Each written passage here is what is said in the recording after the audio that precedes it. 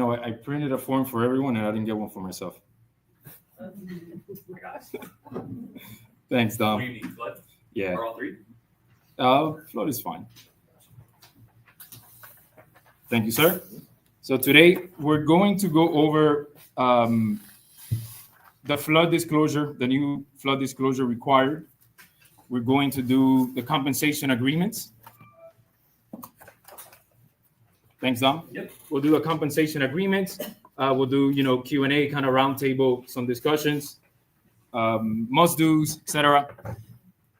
We have been going through a series of trainings, right? This is, I think, like the fifth or sixth one that we do on contracts, the changes, the required addenda, and so forth. So we'll continue to do them as these change and continue to be updated.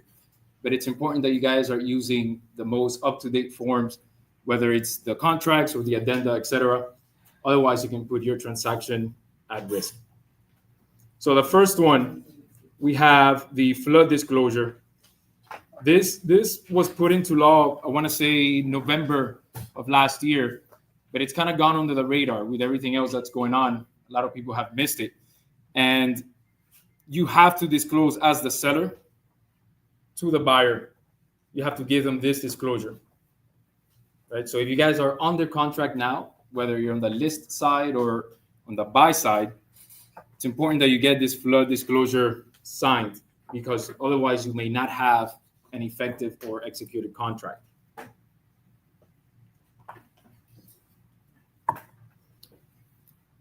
So even if you have all of the pages initialed and signed for, etc., on the as is, if you're missing this disclosure and you're representing the seller, you're essentially giving the buyer side and a way out of the contract at any point, because you're missing a required disclosure, right? So it's in your interest to not only get this signed and disclose it, but it's also to protect the transaction, protect the seller, not give the buyer a way out. If you're on the buy side and you haven't received it, well, then at that point it's important that you go pursue the listing agent and try to get this disclosure signed to make sure that you have a fully executed and effective contract, right? The form is pretty self-explanatory. You can read it through. And if you guys have any questions afterwards, let us know. But it's very basic. You have to disclose whether it's in a flood zone, whether it's had any flood claims, and so forth. Any questions there? When is the appropriate time to pass this on to the At buyer or itself? before signing the contract. At it before, anytime. You should submit it along with any offers that you get. Okay, and what about on the other side? Sellers. Both sides. Both sides, okay. Yeah. Okay. Yeah, this should be submitted along with your HOA addendum, your lead-based addendum, and so forth. Okay, it's part of the required documents. Questions? Okay, next one that we'll cover is the seller's broker to buyer's broker and seller to buyer's broker comp agreement. So there's two ways that you as the buyer's broker can be paid. One way is directly from the seller. The other way is directly from the broker, the listing broker. This is something that went into effect August of last year with the whole, NAR lawsuit and settlement and so forth. You as the buyer's agent must have a buyer's agent broker agreement in place before showing any properties. That's clear, right? You cannot go show properties unless you have the buyer broker agreement for compensation.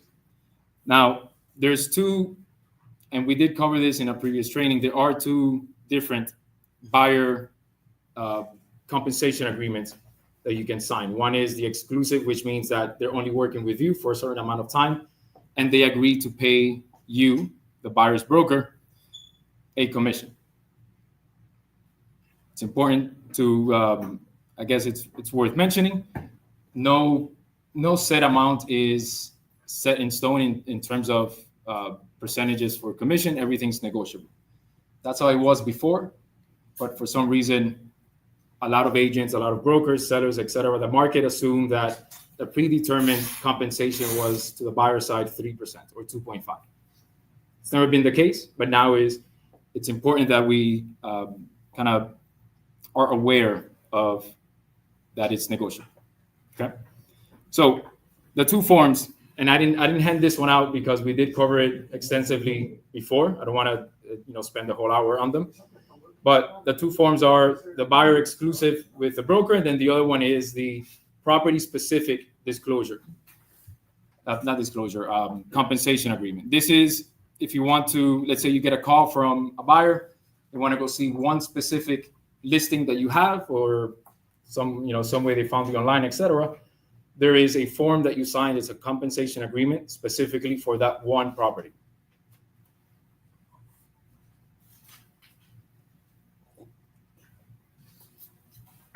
Questions? Yeah. Yes. So you have a listing and somebody calls you from your listing on Zillow, whatever, and they call you, before you show them your listing, you have to have that signed? Correct. Yeah. So before they come in, or before they even. Yeah. If you're going to perform your realtor duties, you have to have a compensation agreement, regardless, with the exception of open houses. If you're hosting an open house and people are coming in, that's different. Now, if people come into your open house and they tell you they don't have an agent and they start asking you questions about the house, then you need to have that signed, right? So it's good practice to have a few of those forms just kind of blank, pre-filled with your information, the brokers, etc., so that when somebody comes in and they start asking specific questions and now you have to perform your duties as a realtor, then you have them sign that. And for rentals also? Rentals also, yep. Oh, wow. Yeah, there is the same thing applies to the rentals. At first, the forms only came out for purchases, but then eventually now they're on both sides, on purchases and leasing. So make sure that you guys are getting your compensation agreement forms signed. Any questions? So on open houses, have the property specific forms with you, so that if a buyer starts asking specific questions, you can just get them to sign. Okay.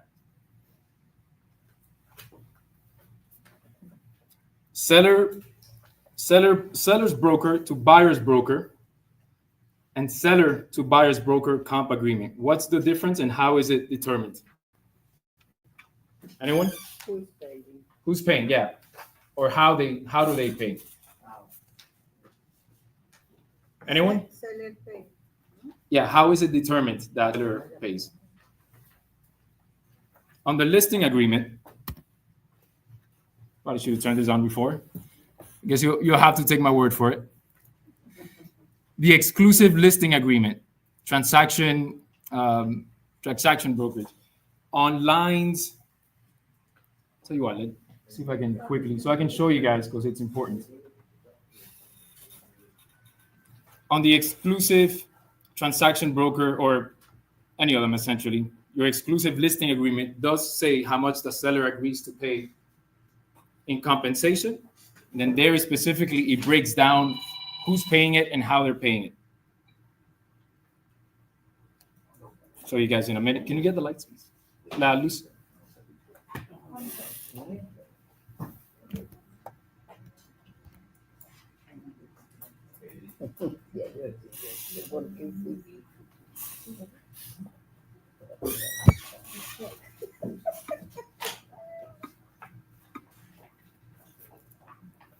Bam. All right.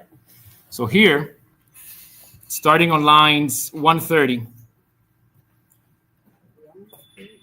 on the listing agreement, it's on the screen. Brokerage commissions are not set by law and are fully negotiable. They added that verbiage. We went over this listing agreement in depth twice before. I don't want to go over the entire thing again. But notice to seller regarding buyer's broker. Seller is advised and is aware that seller may, but is not required to, compensate a buyer's broker upon closing. Seller may choose to enter into a separate written agreement to pay the buyer's broker, or may approve broker, the listing broker, to pay buyer's broker in accordance to paragraph 10.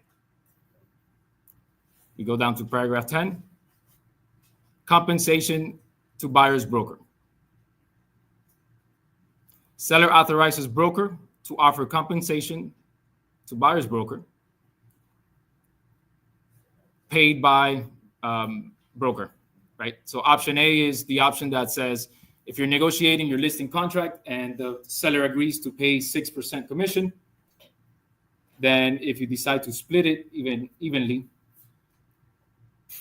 on line 145, you'd put that 3% because me as the broker, I'm getting paid 6% from the seller, and I am authorized to pay 3% to the buyer's broker. Okay. Next option is seller authorizes broker to offer compensation to buyer's broker from seller in the amount of X%. So that is how these two forms are determined, whether you pay seller to buyer's broker or seller's broker to buyer's broker. It's determined on the listing contract, the listing agreement. Questions there?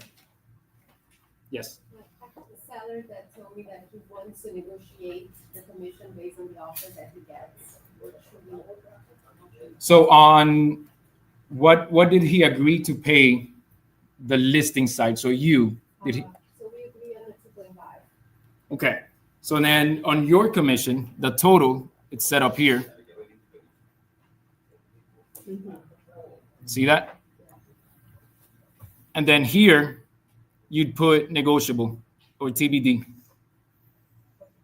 right? But then at that point, it has to be option B because it's seller that's paying the commission.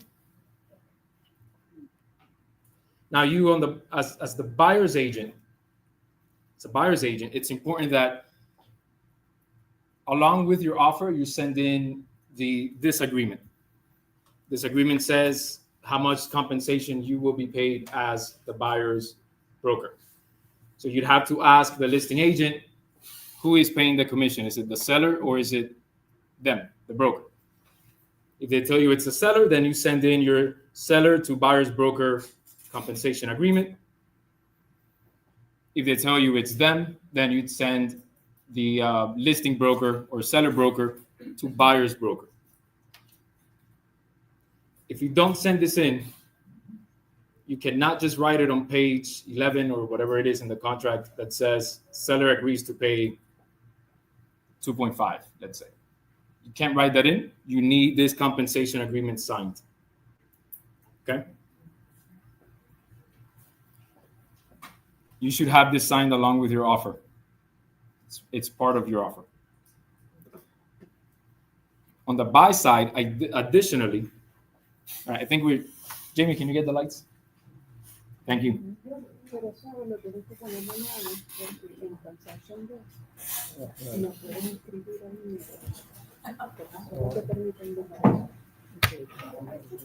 On the buyer side, the buyer's agreement to pay the buyer's broker the compensation. What have you guys been putting in terms of percentages, how much you're charging your client, and so forth? What has been like your average negotiation? 3%? Okay. Anyone else? It hasn't really changed much, right? I remember leading up to August of last year, we thought real estate was going to be turned upside down and none of this was going to be possible. And I was always very, I wasn't for that kind of point of view. I figured it's worked in other states. It's just more disclosures that we have to do. Everything's going to be fine. And it appears that everything's going to be fine. We just have to get an additional disclosure signed before showing properties. All right, guys, keep that in mind. It's really important. You have to get this buyer's compensation agreement signed before showing properties. Otherwise, you are breaking the law. Questions? What happens in the event that a listing broker gets a listing agreement signed? The seller agrees to pay 6% to the buyer's broker and leaves the compensation to the cooperating broker blank. You then go show the property and you ask them how much is the seller offering, and they tell you they're not offering compensation. Can you still make an offer? The seller agreed to pay 6% to the listing broker. Can you still make an offer? Yeah. The law says you have to make an offer if your client wants to make an offer. You cannot be deterred by compensation, right? That was part of the big lawsuit from NAR. It was the whole, one of the points was that realtors were kind of steering their clients into properties that were paying more commissions. It's an incentive. You know, me as a seller, let's say there's 10 properties on the market, 9 of them are not paying commission, and then I offer commission. Who do you think is going to sell first? Right. It's an incentive for me as a seller that I'm giving the buyer's agents to bring us their buyers, essentially, right? Well, we can no longer steer clients, allegedly. We can no longer steer clients into properties that are paying compensation. Now, remember, in the compensation agreement, the buyers to broker, it does say that whatever, let's say you agree to 3%, whatever the seller is paying, then that gets deducted from that 3% or from that negotiated percentage. Example, if you've agreed with your client that they're going to pay you 3% to represent them as the buyer's agent, and the seller is paying 2%, right? So the buyer agreed to pay you 3%, the seller on your offer agrees to pay you 2%. What happens? The buyer technically owes you that 1%. So now it's up to you guys whether you want to enforce that 1% difference or if you want to waive it. Can we do that? If you put 0, you cannot be compensated. Or can we waive You cannot even that? use the You percentage. you can waive the difference as long as you're going downward. You can't go up. Okay. So if I can So put we put- 3% and then in additional terms, I can put, it's not gonna pay me anything. You really don't need to say that per se because it says it right above that. 3%. In that paragraph, it says whatever the seller is paying gets deducted from. Yes, but I want my client to be sure that he's not gonna pay me, you know? Yeah, but what if the seller's paying you? I don't want my client to pay me. That's fine. If I don't, I have to put. You can add verbiage that says whatever the difference is, the buyer is not going to be responsible for it. Yeah, but don't put 0 because then if the seller's paying whatever, then you can't be paid. Put 3% and then put that up. Yeah. It's not gonna pay me anything. Yeah, you can put more. You can put 5%, 6%, Exactly. Put whatever. and just say the difference is not, the buyer is not responsible. Definitely, So if we put 2.5 and the seller paying 3, you could only get 2.5. so how the seller know, The buyer would know because now it's that difference is a credit to the buyer. but if the buyer agree, you can get the reference, you're not allowed? No, you No, can't. that can be modification. There's the modification to the agreement. Yes, Mhm. you could always modify the compensation agreement. There's an addendum for that. Mhm. What can't happen is you made your offer today, everything is agreed upon, and then you try to change it afterwards. It's going to be tough, right? So make sure you're disclosing, getting everything signed as changes initialed, etc., as required by law. On that. Yeah. I would suggest you keep an eye when you're dealing with new construction, because sometimes builders, they give you more than 3%. So if you put 3% and they're giving you 6, Yeah, then you're leaving 3% on the Yeah. table. exactly. Which is to my point to Ricardo's question is you should put just 5 or 6%. If you want to add in the verbiage that says buyer will not be responsible for the difference, go ahead and do so. But yeah, there's also some properties that may offer, a bonus. We can't list it on the MLS, but it could be it could be offered from the seller. You just remember you can't put it on the MLS. So bonuses are excluded as well? If you- They're not excluded. No, but if you put down 3%, buyer broker agreement. In the They do offer 3 plus a bonus. plus a bonus, you can't get the bonus unless it's in your comp agreement. You can't be paid more than whatever your comp agreement is. Okay, keep that in mind. Before we you have said, before you said that it can go down but not up. Yeah. What does that mean? That. Like if you agree to 3%, You cannot change it, you cannot do it like. you can't then charge him 4%, for example. Even if they use 5%. You can amend it. You can amend it. Yes, you can amend it. But it's an awkward conversation to have. So, but you did say, like, if you have your client sign as a buyer, sign a 3%, but they're only offering 2%, you can negotiate that with your buyers. So I'm not gonna charge you the 1%. Yeah. So you can do that afterwards? Yes, Okay, you have to you could always go down. You can't charge You more. don't have to indicate that on the disclosure? Yeah, You do have to.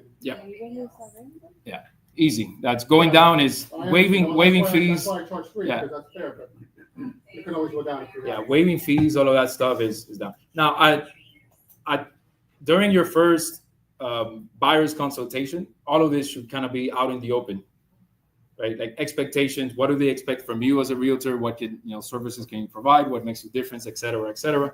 Essentially, your job interview. You should discuss the percentages that you're charging as the buyer's agent, why you're charging that, and then also explain.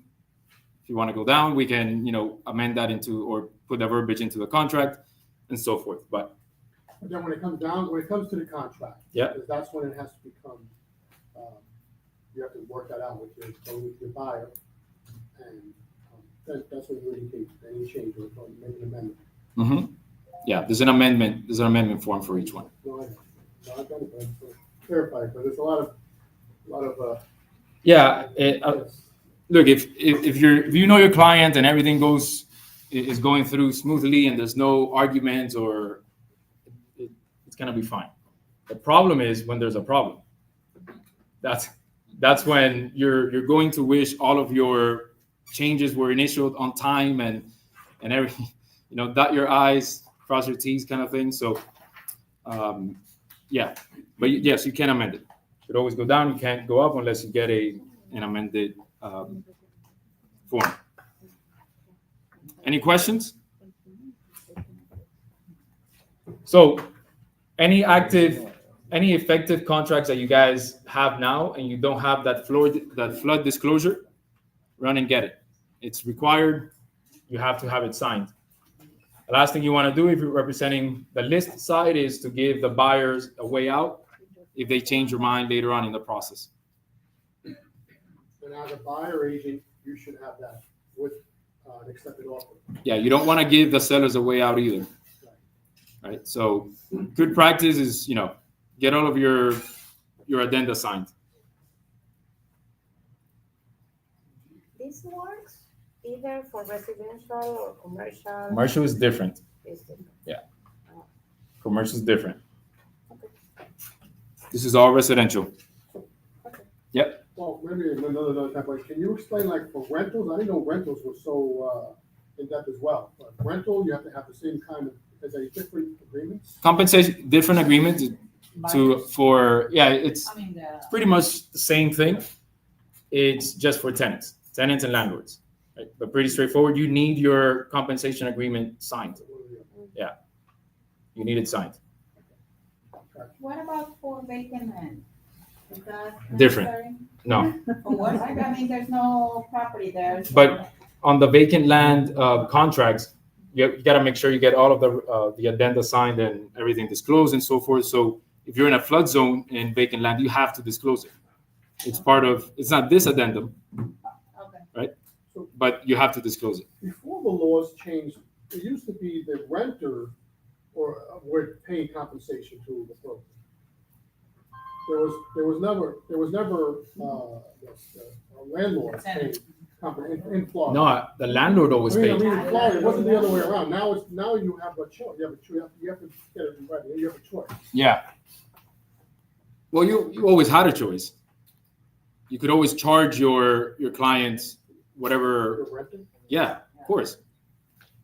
As a matter of fact, it's not on this one, but on the buyer's agreement for compensation, There's even a section that you can charge a retainer. It's very common to do so in commercial, but you can now actually have it in writing for residential purchases. Has anyone charged a retainer on residential? Yeah, it's not something too common. Commercial, all the time. But residential is a little bit different. Yes. I have a question with the bonds you just mentioned. There is compensation for a percentage you put in front for for the operation, but what is gonna happen with the bonds? The bond is an amount of dollars. The other one is a percentage. How can we do this? You can't be paid more than whatever your buyer agreed to. So we have to do the math. $4,000 means You don't have to put it in percentages. Like, for example, if you agreed to pay, let's say 3%, right? The buyer agrees to pay you 3% and they're buying at 300,000. It's 9,000, right? You can't be paid more than $9,000. So now if the listing agent or the seller is offering 3% plus 1,500, if they get a full priced offer, you can't get that extra 1,500 because you've gone above what the buyer agreed to. So now that's a credit to the buyer. Right? So now it's going to be a very awkward discussion with your buyer, convincing them that they should give you the extra 1,500 instead of having already put it on your compensation agreement. So what if we put 5%? You could, yeah. That's what Ricardo was saying. Yeah, as long as it fits, right? So 5% of 300,000. Do the math, Yeah, so the same example, 5% of 300,000, 15,000, right? So the seller agrees to pay you 3% plus 1,500 bonus. That fits. You're good, right? Yeah, and then the difference you now have to, if you put in the verbiage, or if you want to waive it, etc., you could. and that happens. I mean, you can do that because you know in front if the seller is having a bonus or not. Correct. Yeah, it won't be on the MLS, but they'll tell you. The listing agent will tell you. Yeah. If you are getting the 3% and the bonus state, can the buyer get a credit in Yeah. the section? Yeah. For the Sure. bonus? Yep. Okay. At least someone can get the. Yeah. But the seller could just keep that bonus and not take it. Yeah, it's one of those. Too bad. It's one of those things that if you just have everything in writing, there's no argument to be had, right? And if the listing agent tells you yes, there's a bonus of 1,500, you want to make sure you get that for your client. You can just get 1,500 seller to buyer credit for closing costs, for example, right? As long as you have everything in writing at the time of offer and everything, everyone knows what's going on, should be fine. So Right. can you put in the contract, if you're getting 2.5% from your buyer, can you put 2.5% plus any bonus offers? You got to be specific. Gotta be specific. Yeah, you got to put in a percentage or an amount. 4 or 5. I never thought about putting 4 or 5, but you can't, because you could always go down. You can't. It would make sense to just put 6-7%. Add in the verbiage that says buyer is not going to pay the difference. Seller, whatever the seller pays is what the compensation is. Because like he said, on new construction, they often pay 5, 6, 7% to the buyer's agent. And if you don't have that agreement in place, then you can't be paid. If you have that verbiage in there, buyer. Yeah, you're will fine. will not get any more than whatever the seller is. Right, yep. Gotcha. Exactly. That's the safe. If they don't offer anything, then you're pretty much, you still have to show it to them, but you have to. You can't steer them away from What do you do that. as a buyer, a buyer's broker? Well, it's important that the buyer is aware that if they're not offering compensation, then they have to pay you the 3% that you agreed on. Right. You have the conversation up front. Buyers They will don't have to be make an offer. Like, I don't know, this is getting a little technical, but if you submit an offer and they don't agree to pay, the seller doesn't agree to pay your compensation, or the selling broker, then your buyer doesn't have to purchase that property. Is there a way? there's an addendum. Contingency. There's an addendum that says that this offer is contingent upon the buyer's agent getting a commission. So you can add in that addendum too. The buyers.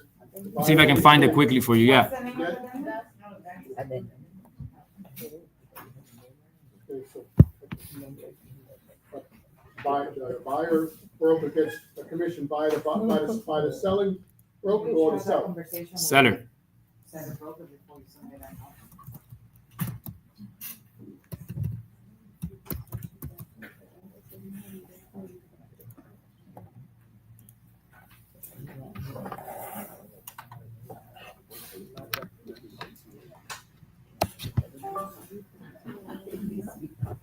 Jamie lights?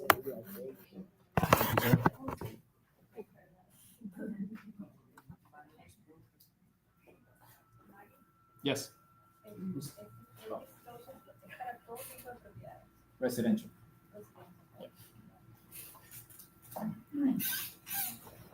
So this addendum, you can include as part of your offers also. This is essentially your buyer looking out for you, so that the listing agent or the seller don't try to screw you out of a transaction, out of a compensation commission.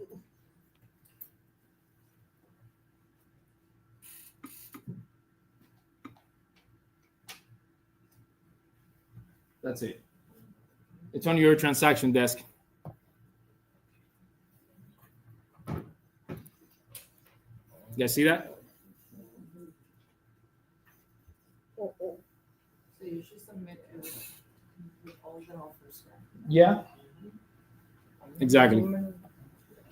This contract is contingent upon, check one, seller's broker and buyer's broker, or seller and buyer's broker executing a compensation agreement with terms acceptable to buyer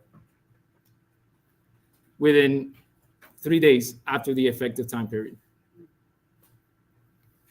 Can I see again the title? Yep.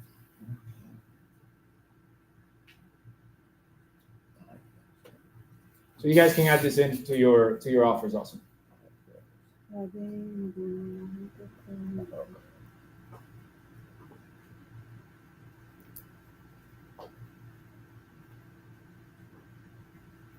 Any questions? Okay.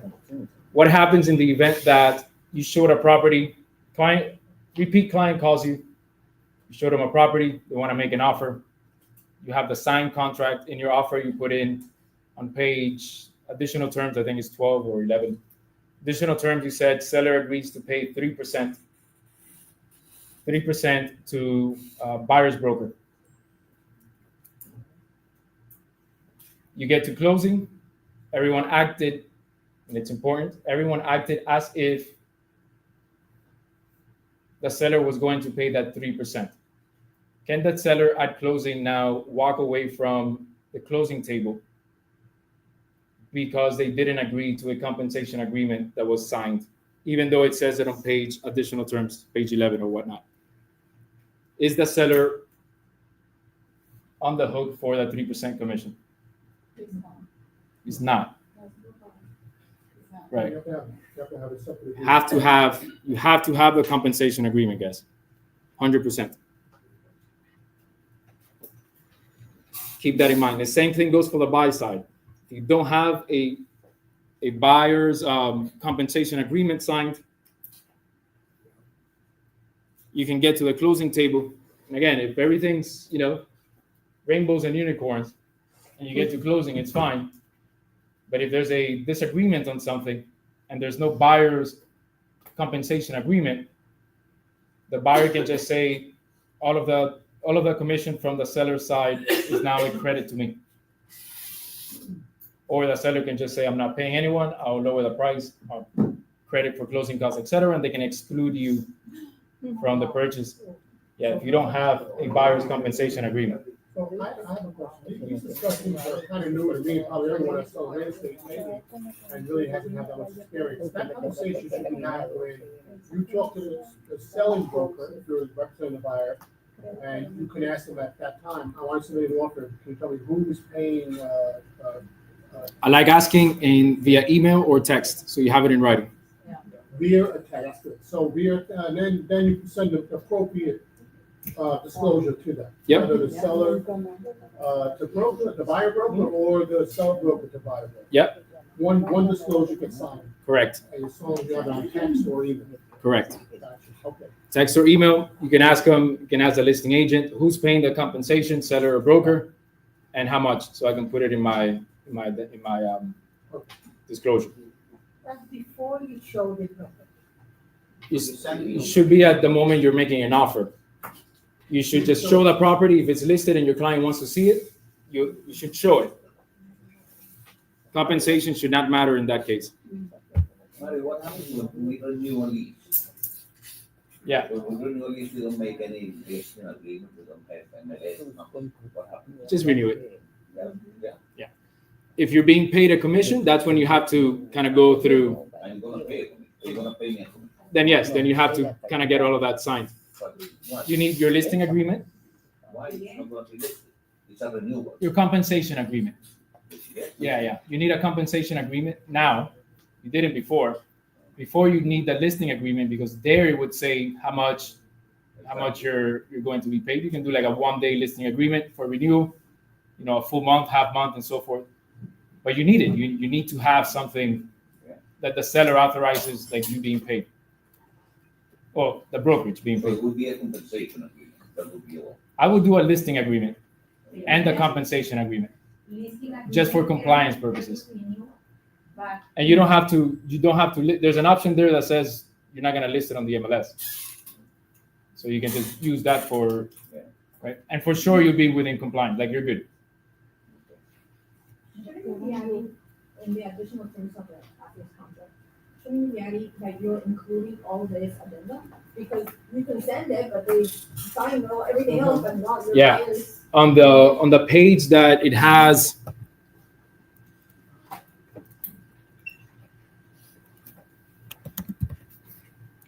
the page that has the addenda,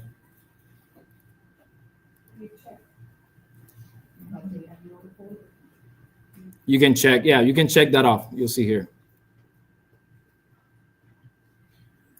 Other, and add it in. And then you add it in. Yeah. Okay. What is that for? You also have, What page is that? What is that for? Remember? this is page 11. Para adicionar el agreement. The flat? Yeah. Okay. I don't see flood here. When would you use other instead of the seller? When you're adding an addendum that's not there, like the flood addendum, for example. It's a disclosure, It has but to be all the time. yeah. It has to be- Can you Should- just include flood in there? yeah, should be.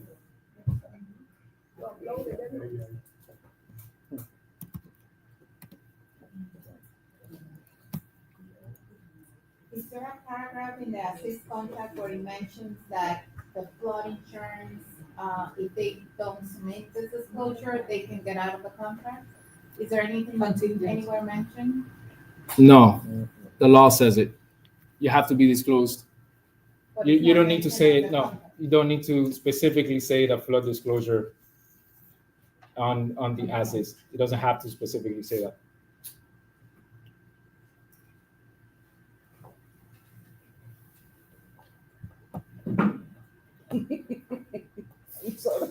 This is seller's agreement with respect to the buyer's compensation. That's this addendum I was showing you guys. Addendum GG. Then I think the other one is FF.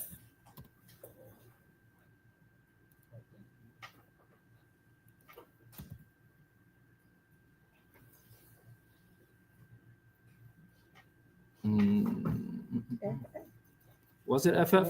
No sé, ahí está. Let's see. Here, we can just see it here. So any questions on any of that so far? In terms of what's required, comp agreements, timing really matters.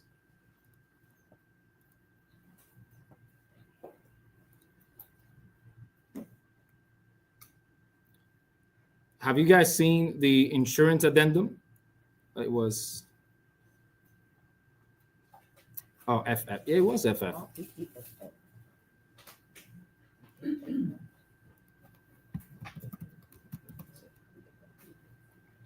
There you go. This is the other one.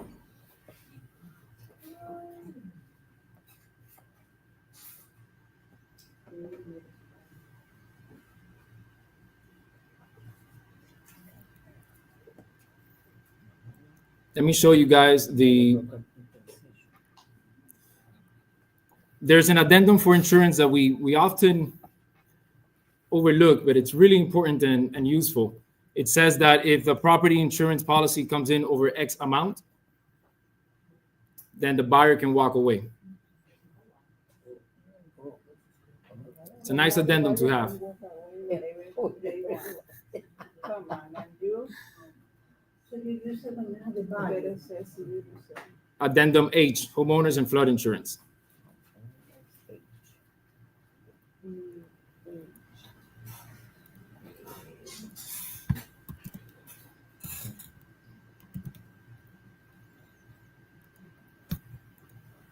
So useful addendum. What if they refuse to sign because of that?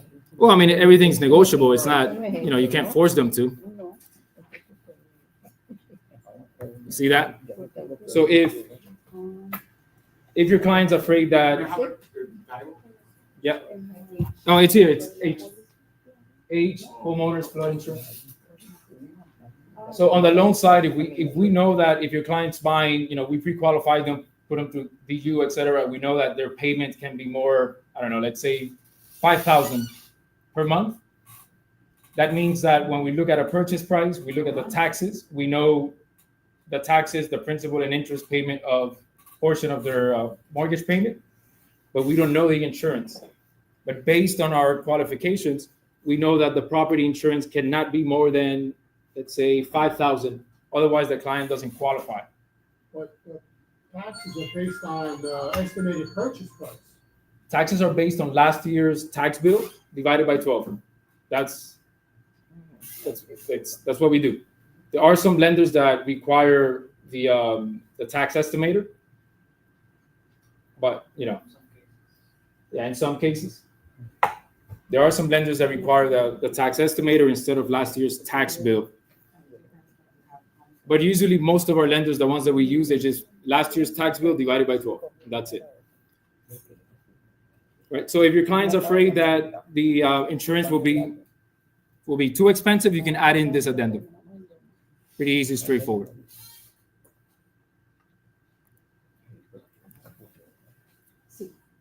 All right. Any other questions before we wrap up?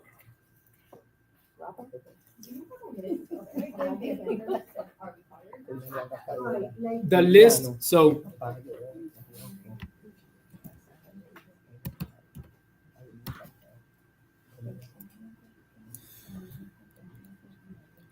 you have on, you go off of the list on page 11, which is just here. This is your list. Additionally, you have the flood disclosure. In the condo, if you're selling or buying a condo, then you have all of the documents in the condo addendum that you have to disclose. And that gives you a list also. Yeah, it's not a lot. It's very not confusing at all. 101. I know, right? Yeah. 101 vote.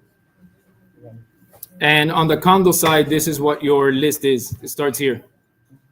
Current copy of declaration of condos, articles of incorporation, bylaws, copy of the most recent annual financial statement and annual budget.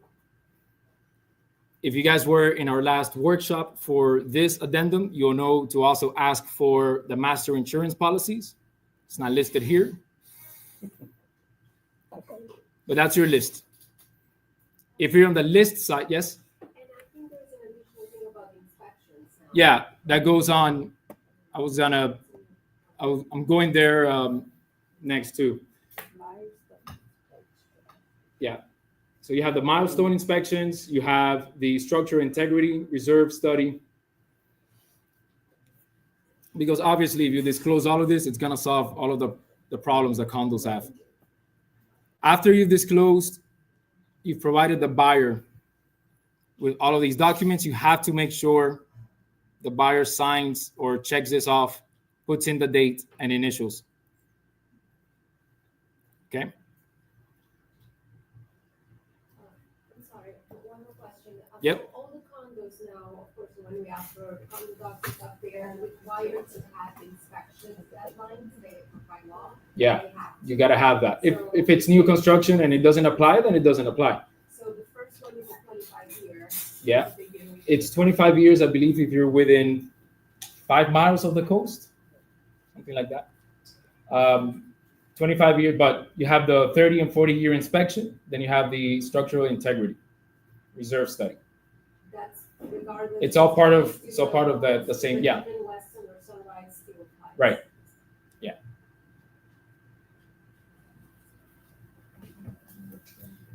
If you are on the buyer side, make sure you click on requests here. Again, we went into depth. I don't want to spend too much time on the condo addendum, but the buyer requests.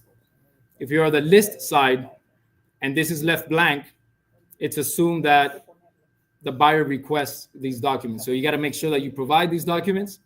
And additionally, you get them to put in a date that they received it and initial this. You check this off, buyer has received. Otherwise, you put in the transaction at risk. The buyer can walk away at any time if you don't provide them with these documents and they signed off that they received this list of documents. And don't assume that just because you upload it to the MLS that they grabbed it. You have to send it to the listing agent's email, confirm receipt, and get them to sign or initial the date that they received it. Questions?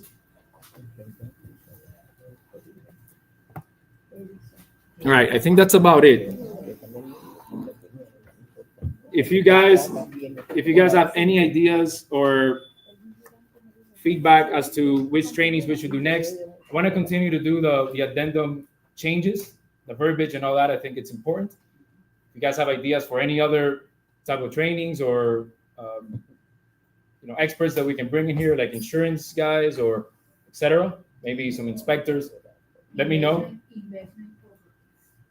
I can do investment properties. We can definitely do that. Short term, long term, both. Okay. Because one is short. Sure. So we can definitely do that. I'll add it to our schedule.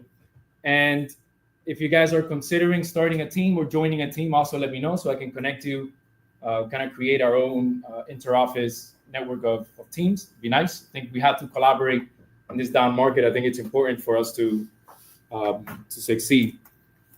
One of the things that I think realtors really miss is collaboration. I think if we all work together rather than against each other, we'll be much better. That was like super. That's about as inspiration as am I gonna get. All right, guys. Thank you. We should have lunch up front. I don't know. Dom, did it get here yet?